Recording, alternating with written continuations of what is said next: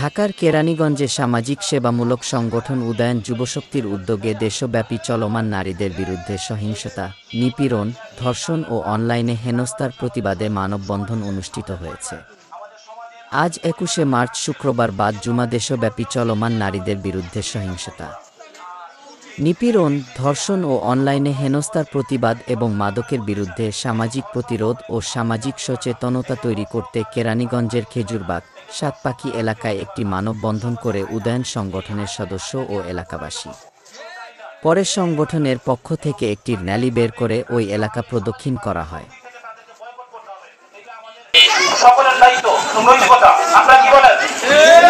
আরেকটি কথা বলতে চাই, সেটা হচ্ছে এই যে উদয়ন যুবশক্তি যেই আজকে যে রেলিটা বের করেছে, এটা উদয়ন যুবশক্তির দায়িত্ব না, এটা আমাদের সকলের দায়িত্ব।